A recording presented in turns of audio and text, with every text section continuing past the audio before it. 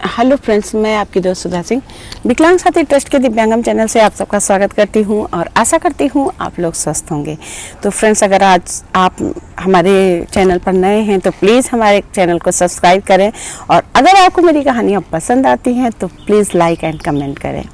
तो फ्रेंड्स, आज मैं आप लोगों के लिए एक नई कहानी लेकर हाजिर हूँ, शराबी पति, जो शायद हमारे समाज की सबसे बड़ी समस्या है।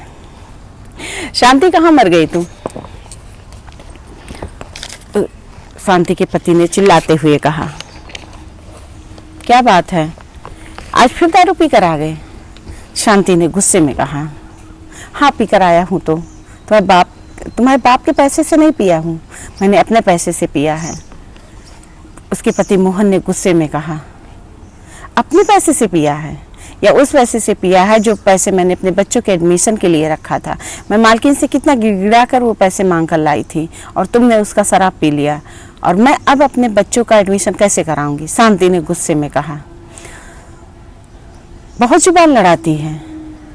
तुम्हारे बच्चे क्या पढ़ लिख कर कलेक्टर बनेंगे? करना तो उन्हें झाड़ू पोछा ही है और दूसरों के घर में नौकरी ही है, और तू उनको पढ़ा कर क्या बनाएगी? उसके पति ने गुस्से में कहा। शांति ने कहा कि तुम क्या चाहते हो कि जैसे नरक की जिंदगी मैं जी रही हूँ मेरे बच्चे भी जिए? मैं ऐसा कभी नहीं होने दूंगी। और तुम चाहते हो कि मैं अपने बच्चों को ना पढ़ाऊं तो मैं अपने बच्चों को पढ़ाऊंगी, चाहे जहाँ से मैं पैसे का इंतजाम करूंगी और अपने बच्चों को पढ़ाऊंगी। मैं अपने बच्चों को अपनी ये नरक की जिंदगी तोहफे में नहीं दे सकती, शांति ने गुस्से में झल्लाते हुए कहा। तो क्या तुम मुझ पर धौंस जमाओगी? और तुम कमाती हो, इसका ये मतलब नहीं है कि तुम मेरे ऊपर धौंस जमाओ या मुझे कुछ मेरे ऊपर कुछ उल्टा सीधा बोलो। तुम्हारी जुबान बहुत ज़्यादा चलने लगी है। यह कहकर उसका पति मोहन डंडे उठाता है और अपनी पत्नी शांति को डंडे से पीटना शुरू कर देता है। शांति चिल्लाती रहती है, तड़पती रहती है, पर उसका पति उसे मारना पीटना बंद नहीं करता। उसके बच्चे आकर माँ से लिपट जाते हैं, जिससे बच्चों को भी एक आध डंडे पड़ जाते हैं, बच्चों को भी चोट लग जाती है। शांति अपने बच्चों को बचाती है। घर में काफ़ी हो हल्ला होता है, सब शांति का पति मारता रहता है और वो रोती रहती है। जब घर में काफ़ी देर तक तहलका मचा हुआ होता है तब पड़ोसी आकर ये सारी जब बातें सुनते हैं तो किसी तरह शांति के पति को और शांति को छुड़ाकर अलग करते हैं।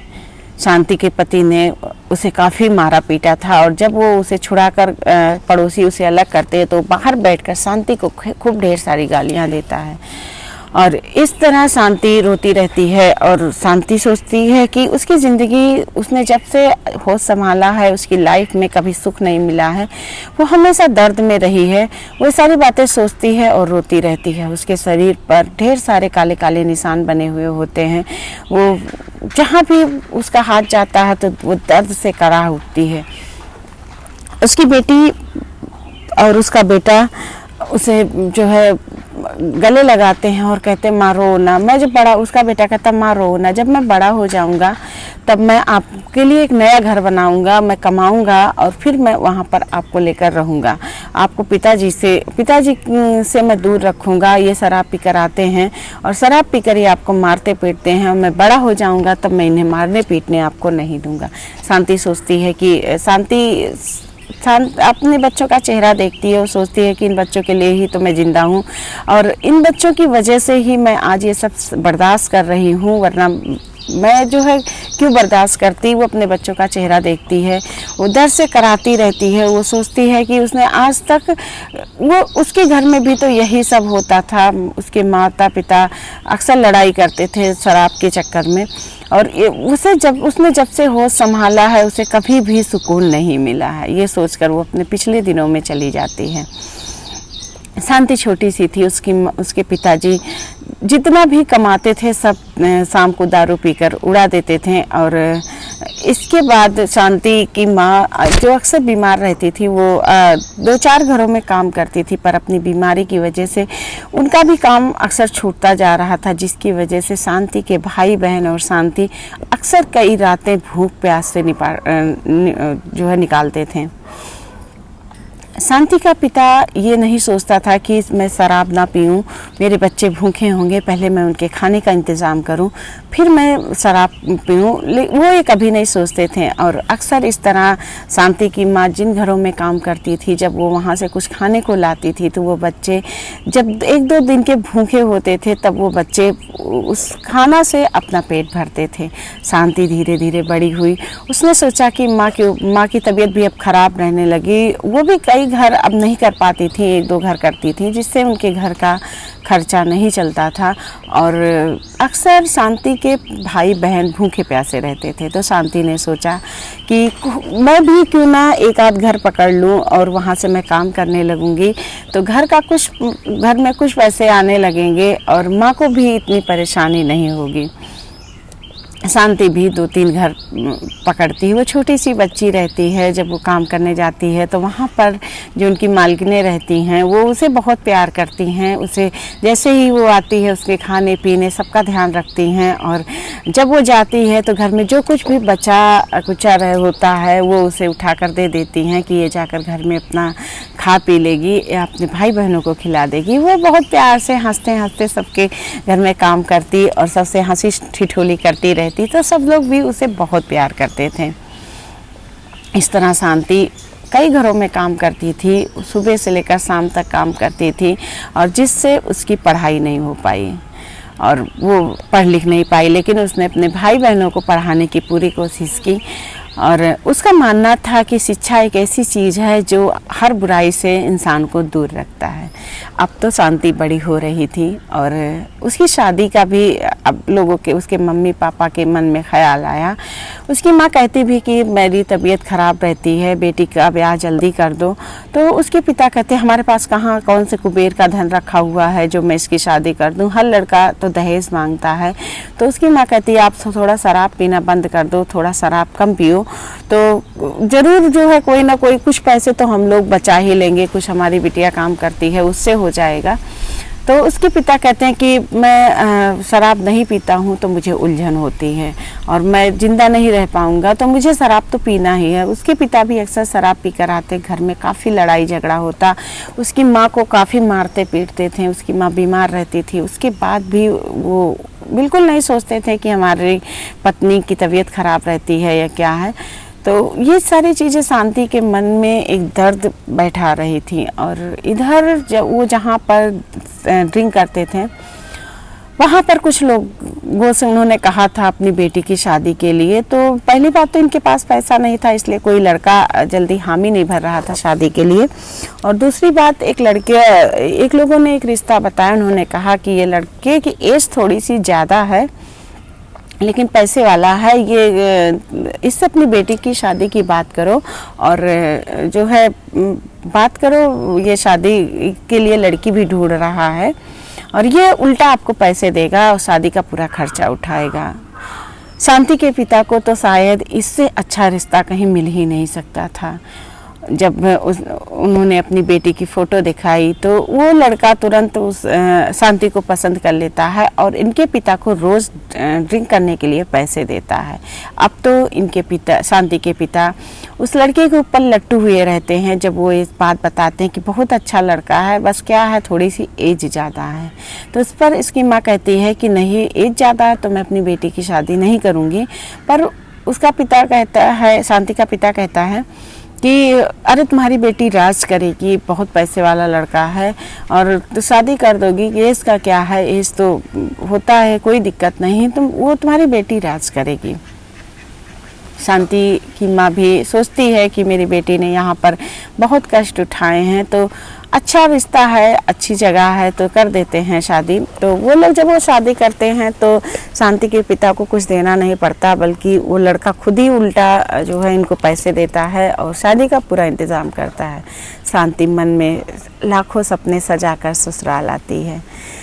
वो सोचती है कि जिस तरह वो जब काम करने जाती है तो घरों में जो भाभी और आंटियाँ होती हैं, अंकल आंटी या भाभी भैया में बहुत प्यार होता है, वैसे भी उसका पति उससे बहुत प्यार करेगा।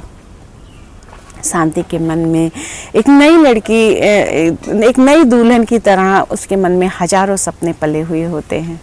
वो अपने ससुराल आती है। पहले कुछ दिनों तो सब कुछ सही सलामत चलता है, सब कुछ अच्छे से चलता है। शांति बहुत खुश होती है कि कम से कम वो उसकी नरक भरी ज़िंदगी यहाँ पर तो आकर सही हुई। और जब वो कुछ दिन बीतते हैं तब उसका पति धीरे धीरे अपना रंग दिखाना शुरू कर देता है। वो अक्सर अब पहले 1 दिन 2 दिन ड्रिंक करके आता है तो शांति सोचती है कि आदमी हैं तो आते हैं। तो पहले उसने 1-2 बार मना किया प्यार से, पर वो नहीं माना। इसके बाद वो अक्सर ड्रिंक करके आने लगा। अब शांति को बुरा भी लगता, शांति उससे मना करती, उसके नुकसान बताती, लेकिन उसका पति मानने को तैयार नहीं। वो कहता तुम क्या जानो मुझे कितनी टेंशन रहती है, मुझे कितना प्रॉब्लम होता है, और मैं इतने टेंशन में रहता हूँ कि मैं बिना अगर मैं ड्रिंक नहीं करूँगा तो मैं मर जाऊँगा। शांति उसे समझाती कि आप थोड़ी देर हम लोगों से बात कीजिए और ये मत कीजिए, ड्रिंक करने से बहुत नुकसान होते हैं। पर उसका पति कभी मानने को तैयार नहीं होता। धीरे धीरे वो रोज़ ड्रिंक करके आता। अब तो वो शांति के कुछ कहने पर उसे मारता पीटता भी था। वो बहुत मारता था उससे। शांति सोचती थी कि शायद हर मियाँ बीबी में ऐसा होता है, क्योंकि उसके पिता भी उसकी माँ को बहुत मारते थे।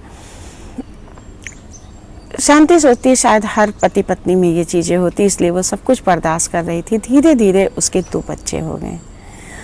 शांति सोच रही थी कि अब बच्चे हो गए, शायद उसके पति समझ जाएं, संभल जाएं। पर यहाँ पर उसके पति संभलने की जगह बिगड़ते चले जा रहे थे और वो शराब की लत उन्हें खाए जा रही थी। अब धीरे धीरे उन्होंने अपनी ज़मीन बेच दी और फिर धीरे धीरे अपना घर द्वार सारा सब कुछ बेचकर वो शराब पीने लगे। शांति रोड पर आ गई। अब उसके पास कोई ऑप्शन नहीं था, कुछ नहीं बचा था। उसके जेवर बिक चुके थे, उसकी ज़मीन बिक चुकी थी, उसका घर बिक चुका था। वो रोती, भगवान के सामने गिड़गिड़ाती, पर ऐसा कुछ नहीं हो रहा था उसकी ज़िंदगी में कि कोई बदलाव हो।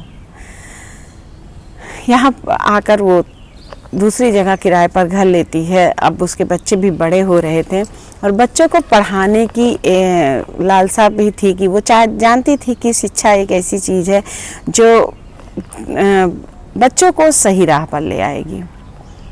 इसलिए वो बच्चों को पढ़ाना चाहती थी। बच्चे बड़े हो रहे थे। अब उसने अपने बच्चों का एडमिशन भी करा दिया था और बच्चे स्कूल जा रहे थे। पर घर में पैसों की तंगी होने की वजह से अक्सर घर में लड़ाई झगड़ा हो रहा था। यहाँ पर एक दिन उसके यहाँ खाने की थोड़ी प्रॉब्लम थी, बच्चे बहुत भूखे थे। तो उसके पति ने कहा कि तुम तो मायके में झाड़ू पोछा करती थी, अब क्या यहाँ पर रानी बनकर रहोगी? तुम अगर यहाँ पर भी झाड़ू पोछा करने लगो तो 4 पैसे घर में आएंगे और 4 पैसे आएंगे तो घर का खर्चा सही से चलेगा। तो इस पर शांति ने कहा कि आप भी कमाइए, मैं भी कमाती हूँ, घर का खर्चा चलेगा कैसे नहीं, बस आप शराब पीना कम कर दीजिए। इस पर वो गुस्सा हो जाता है और उसे मारने पीटने लगता है। वो कहता है कि तुम्हारे बच्चे हैं, खाएं पिए ना खाएं, मरे जिए, मुझसे मतलब नहीं है। शांति कहती क्या सिर्फ ये मेरे बच्चे हैं, आपके भी बच्चे हैं? तो वो कहता है नहीं, ये तुमको पढ़ाना है पढ़ाओ, खिलाना है खिलाओ, मुझसे कोई मतलब नहीं, मुझसे मत कहना। शांति ने मन में ठान लिया कि वो अपने बच्चों को ज़रूर पढ़ाएगी। और उसने सोचा कि वो मायके में झाड़ू पोछा करती थी तो वो यहाँ भी झाड़ू पोछा करके सारा काम करके अपने बच्चों को ज़रूर पढ़ाएगी। उसने 2-3 घर में झाड़ू पोछा करने के लिए देखा और वो 2-3 घर उसने पकड़ लिया झाड़ू पोछा करने के लिए और वहाँ पर वो काम करती। और वो जब महीने का अंतिम दिन आता, उसे सैलरी मिलती तो वो बहुत खुश हो जाती और अपने बच्चों की पसंद की जो भी चीज़ें होती वो ले जाती।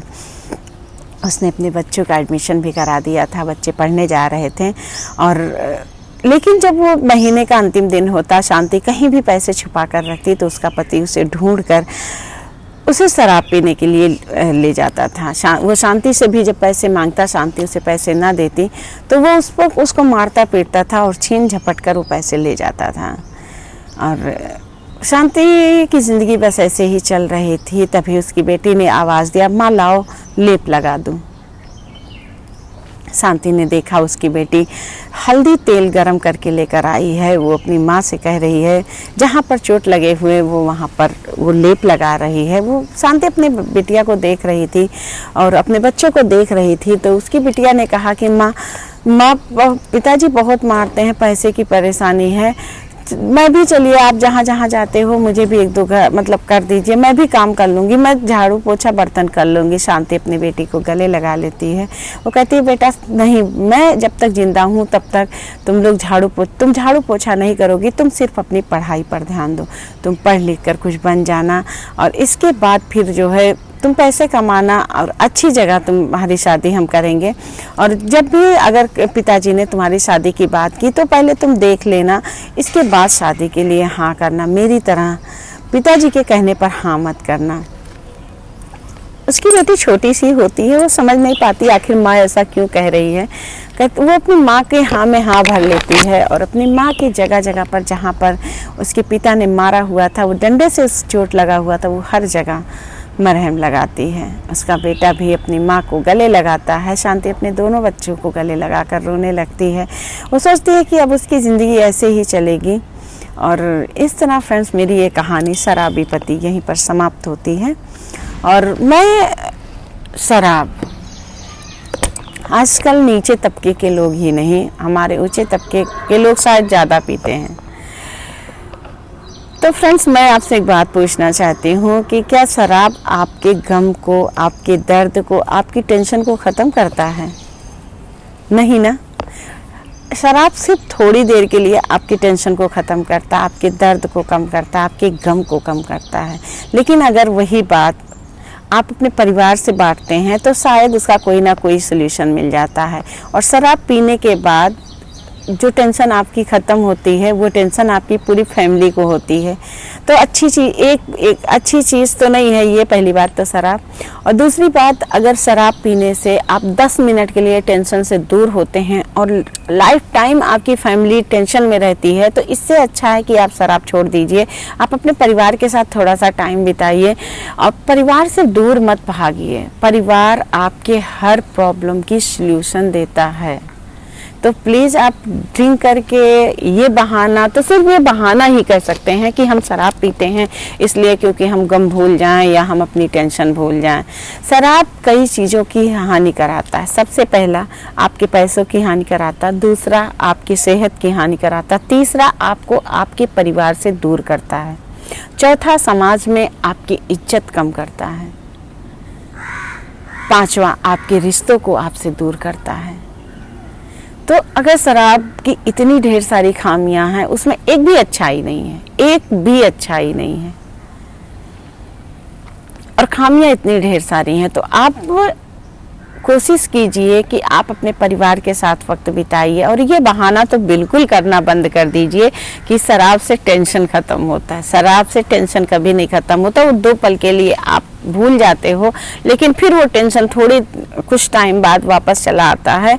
और वो टेंशन, और आप तो टेंशन में रहते हो, प्लस आपका परिवार आपके उसी टेंशन में जीता है कि, और आपकी पत्नी हो या आपके बच्चे हो, अगर वो आपसे कुछ कहते हैं, शराब पीने के लिए मना करते हैं, तो आप उन्हें गाली गलौज करते हो, मारते पीटते हो और गंदी गंदी बातें बोलते हो, तो इससे जो है वो लोग पूरा टाइम टेंशन में रहते हैं और उन्हें आपकी फिक्र होती है। इस वजह से वो आपको मना करते हैं। उन्हें पता होता है कि ये शराब आज आप पी रहे हो, कल ये आपको पिएगा, ये कल आपके शरीर की नीड बन जाएगा। उसे, आपके शरीर को फिर शराब चाहिए ही चाहिए, जिससे आप ही को दर्द होगा, आपको प्रॉब्लम होगी, आपको उलझन होगा। तो फ्रेंड्स बस मैं आप लोगों से यही हाथ जोड़कर कहना चाहती हूँ कि एक शराब की वजह से अगर आपका पूरा परिवार पूरा परिवार परेशान हो रहा है, तो प्लीज़ आप उससे दूर रहिए। आप अपने परिवार से सारी बातें कीजिए, अपने परिवार के साथ वक्त बिताइए। और शराब का सिर्फ कहने को नीचे तबके के लोग पीते हैं, अब तो ऊपर के तबके के लोग भी, मीडियम और उच्च, मुझे ये लगता है कि ज़्यादातर लोग पीते हैं। और ज़्यादातर अगर घरों में लड़ाई हो रही है, घरों में डिवोर्स हो रहे हैं, घरों में मियाँ बीबी के बीच में तकरार हो रही है, तो सिर्फ कहीं ना कहीं ये वजह शराब ही है।